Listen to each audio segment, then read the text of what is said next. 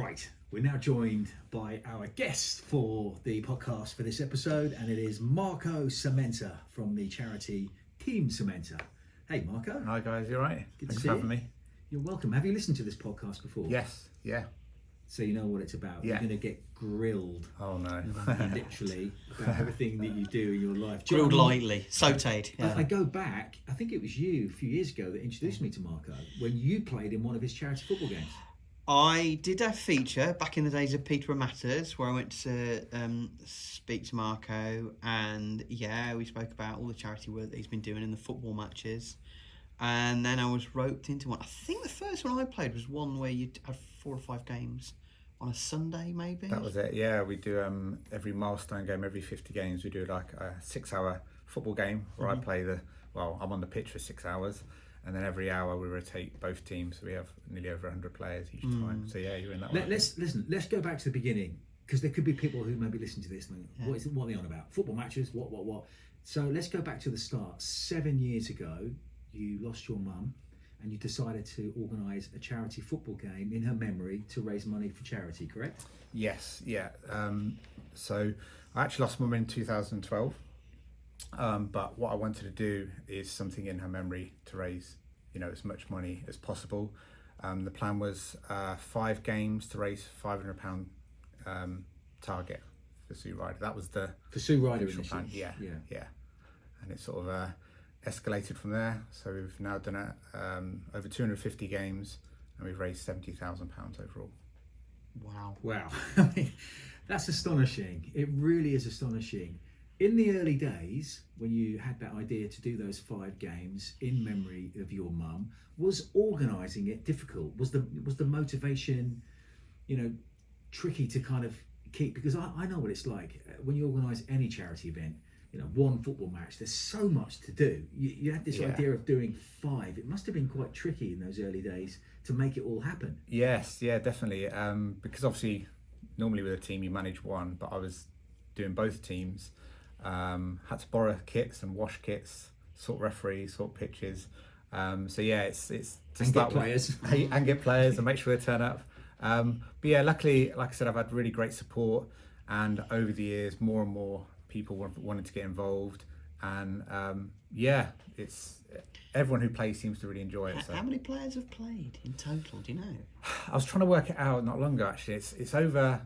I think over 800 people definitely, but it could be more because we have played other teams where I didn't know who the players were. So it'd be nice to get to 1,000 if we could. Yeah, and you've had they travel from. I played in one game where a guy'd come from London. Yes, Remember that? Yeah. One of my colleagues where I work at RSA, he kept liking my posts and said, how can I get involved? So I invited him to a game, and I didn't expect him to turn up that week, but he did. He came all the way from London to play, so yeah, it was really good. So the premise behind these charity games, you've done over 250 charity football games under the banner of Team Sementa.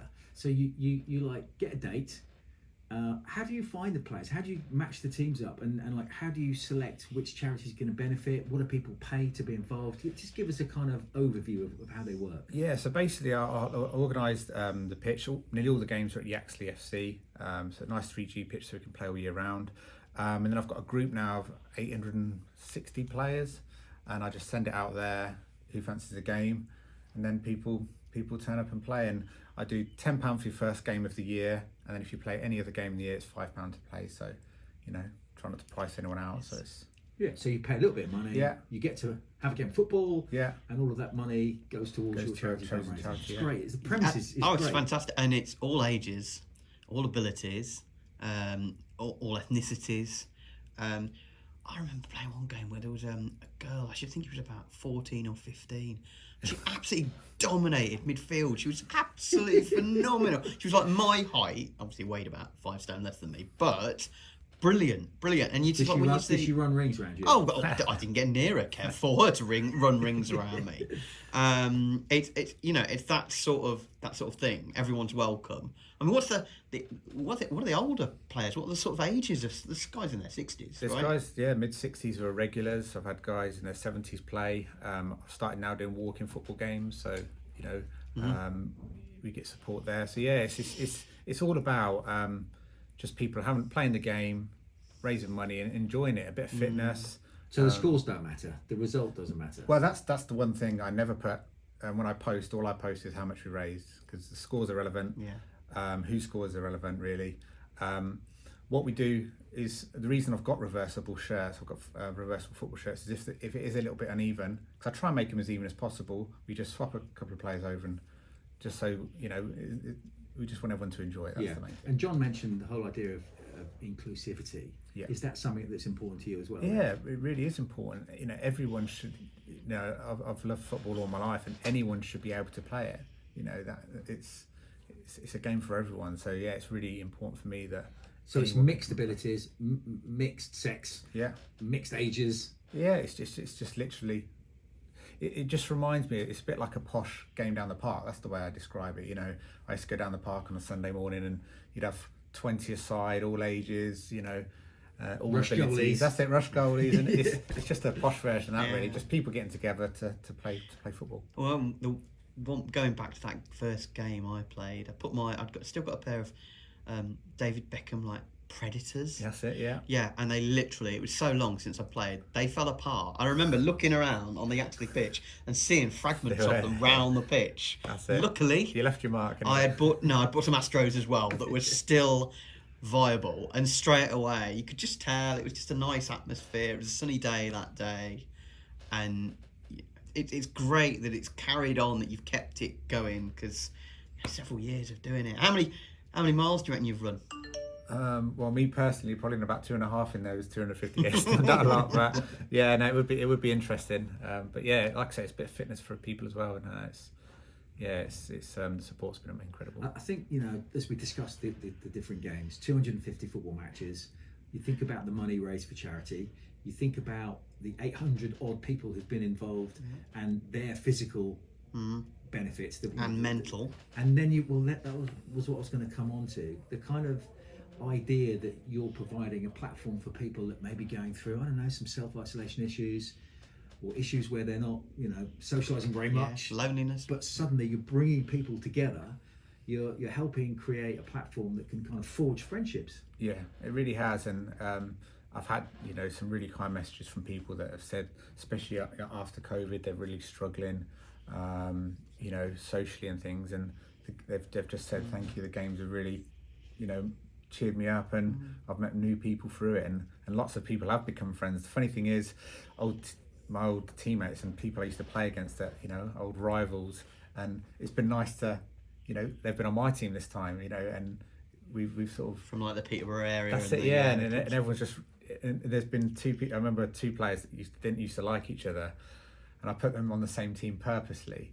And they both come after and said, "Do you know what? He's all right, really." Brilliant. And they've become friends. Like so putting Keane and Vieira on the same team. Yeah, I like it. It's just Keane and Vieira. Yeah. A bit of trouble in the tunnel before the game. Exactly. And also you do really neat little touches. Like you have a photographer there as well for team shots beforehand. So there's a memory of every single game. It's a nice touch. And a referee who really takes part in it and gets it. It's great. I'd like to do a shout out actually to Carl Rumble, who takes the photos, because he's been there from day one and does an incredible job. Uses his own time. I'd like to say thank you. Of those 250 odd football matches, which one stands out in your memory as being particularly brilliant? That's a difficult one. Try and pick one. Yeah, I guess one where me, my dad, and my brothers all played in the same game on the same team. That was a pretty special moment. That's never happened before. Like the Maldinis. That's it. An empire of footballers. Yeah. Yeah, I think the fact that we all got to play. We played in the park, and I played with my brothers in teams, etc. But for us all to be on the same team, all in our Team Sementa shirts, that was a really proud moment. Yeah. Talking of proud moments, you received an award from the BBC, didn't you? I was there when you got it. The BBC Radio Cambridgeshire Make a Difference Award. Tell me a little bit about how that felt to receive that award.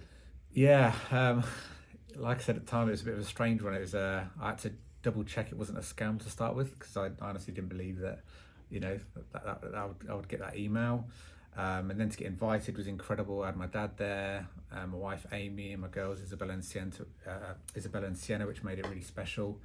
And hand on heart, I thought I had no chance of winning. Seeing the other stories, incredible stories and incredible people there. So I think from the reaction on the night, you could tell I was a bit surprised tearful, weren't you? to win Bit it. emotional. I was very emotional. Yeah, it was just to have my family there and. But receiving that award in Peterborough Cathedral, hundreds and hundreds of people were there. You must have thought about your mum, because you did this in memory of your mum, didn't you? I did. Yeah, it's and that's why straight away I get emotional about it. You know, just I wish she was here to see it all. Yeah, it was a really special moment, but yeah, it's bittersweet really that she couldn't be there to see it, but. She'd have been looking down. Yeah, definitely. She'd been looking down, and she'd be super proud of you, Marco, I think. Definitely. So what other charities have you supported? Just give us a few. Well, I mean, how many? Because it's probably way too many to... Yes. Just a few of them. Yes, 65 so far. 65 different charities. Crazy. Sue Ryder, Macmillan, Anna's Hope, Meningitis UK, Diabetes UK, Kidney Research. Oh yeah, Plenty. Yeah, I know, that's great. We want all 65, please. And people can go on your social media and find, or your website, yeah. find all the. Now you mentioned diabetes there as Yes. well. That's become more prominent in your life all of a sudden. Do you want to tell us a little bit about that? Yeah. Recently, Isabella, my eldest, she's been diagnosed with type 1 diabetes, which came as a bit of a shock. Because you hear about diabetes, and often it's about it's about your diet and things like that. But type 1, age, that's it. Yeah. But type 1, it's literally you're just unlucky to get in. It has been a real challenge to deal with that and make all the the relevant changes. What are the changes? If you get and how did you find out? How did you? Yeah, so I would like to do a bit of awareness thing really, because we're on holiday and nice and hot weather, and we noticed she started to drink a lot more.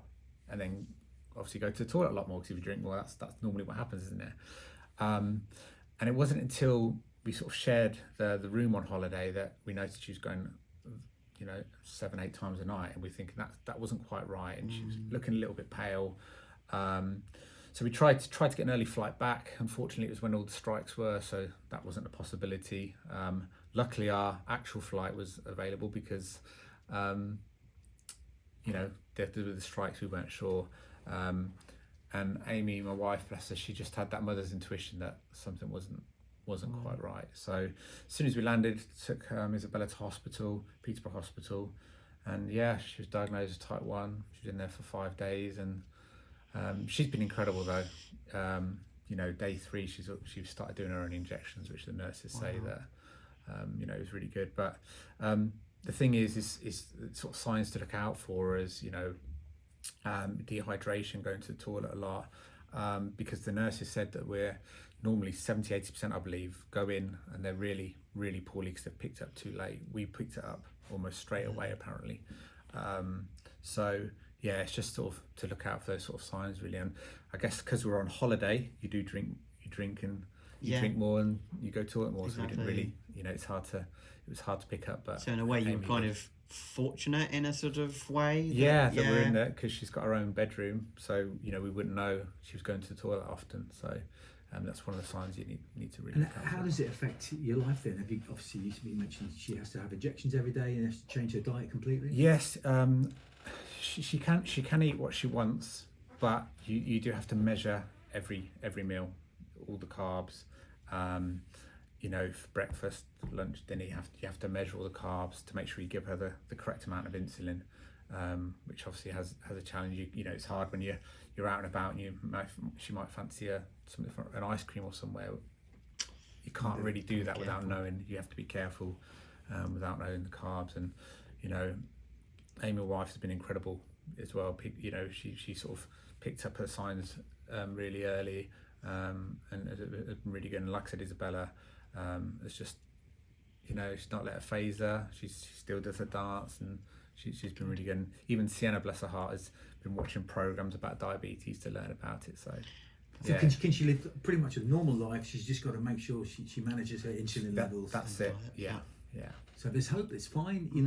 You can get through that. You've just got to adapt. accordingly That's it. and live a life. So has that made you want to raise money for diabetes charities? Yeah, well, actually, I put a post out recently about a month or so ago, and my idea was if I could raise £1,000 before the end of the year, my employer RSA said they would match it. And with the support of the community, which is incredible, and players and friends and family, we've raised £1,500 already. Well, it was in with 3 days or so, which is incredible, and my work's going to match it. So that's £2,500 we've now raised for Diabetes UK. So your employer needs a big shout out. Yeah. So thank you very much, RSA, for your support, continued support. You've been incredible. Thank you. Anybody particularly at RSA that you want to do a shout out to? A lady called Fiona Green. She's been really, really supportive. She runs the charity team, and she's always supported me. So yeah. So not only are they a great employer, but they're also very, very charitable. They're and incredible. Deserve a big Yeah. Peterborough podcast mention. Yeah, brilliant. And congratulations to you and everyone who's helped you as well. It's been a team effort. Definitely. Yeah. Well, it says Team Sementa. Yeah, It's not Marco Sementa. That's it. It's you and your team, isn't it? Definitely, yeah. I think one final question before we wrap up the podcast is, what about the future for Team Sementa? You've done 7 odd years, 250 odd games, thousands and thousands of pounds raised for so many different good causes. Are you going to continue, or is there a moment where you think you're going to kind of stop this? Because it's a journey that probably consumes a lot of your time. Yeah, it's one of them where I've tried to really balance between family time. The games are always when my daughter is asleep, so we don't miss out on that sort of family time. I don't normally do weekends, so I try and balance it the best I can. The future, I guess, if people still want to support it and my legs still work, and we can still help, local charities. It'd be great to get to maybe 100,000 and support 100 charities. Would maybe be a ring to it, a fitting end, but Amazing, we'll see how it goes, I guess. I mean, you're all about the community, and I remember introducing you to Prince Build. That's it. To Matthew Pudney, one of the directors at Prince Build, who I think have a similar ethos to you. They're all about the community. It's fundraising, but it's beyond fundraising, isn't it? It's bringing other charities together, getting people to kind of network and all help each other.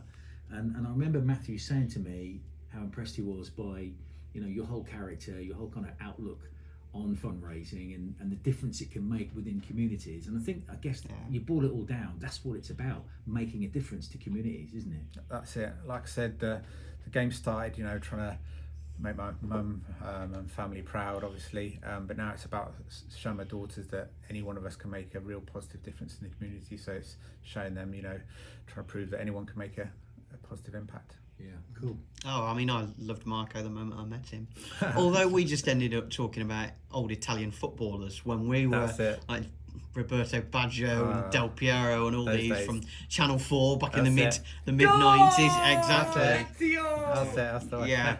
But are you a Posh fan, by the way? I support Posh, because obviously a great result against Well, Cambridge. listen, let's just take a moment. Let's extend the pod. Let's talk about Peterborough United beating Cambridge United 5-0, by the way. Result, destroyed them, absolutely destroyed Cambridgeshire is blue. Yeah, I heard Definitely on a TikTok of Mambo number 5-0, and they were popping all the goals on and stuff. And they're in a good run at the moment. And it's when Ferguson came back, eyebrows raised, obviously. But games like that, and it makes it's incredible result and biggest ever win against Cambridge. Yeah.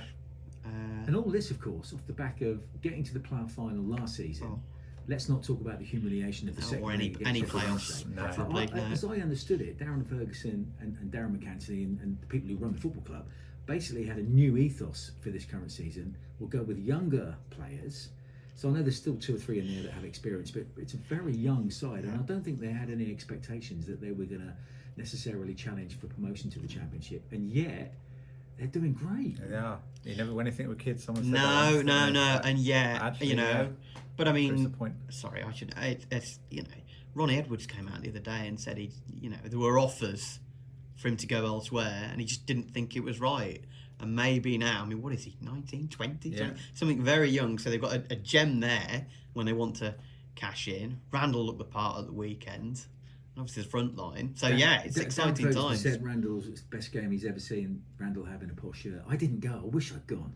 I wish I had. Coventry 0, Stoke 0. Is that where you were? Yeah, I wish I'd gone. Yeah, hopefully they get promoted and they pass Sheffield Wednesday on the way up. No, wouldn't that be fun though? It would be fun to, yeah. Have any of the Team Sementa matches ever happened on the hallowed turf of London Road? They have, yes. Actually, recently this year, I managed to do two football games on there. Did like a Vets game and then everyone else, and yeah, it was incredible, and definitely looking forward to doing it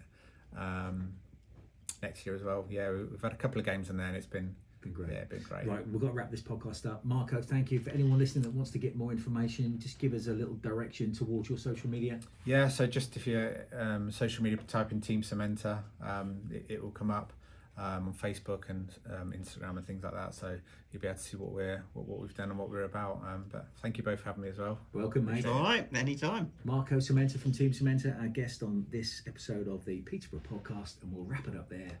But see you next time. Thank you, guys. Perfect.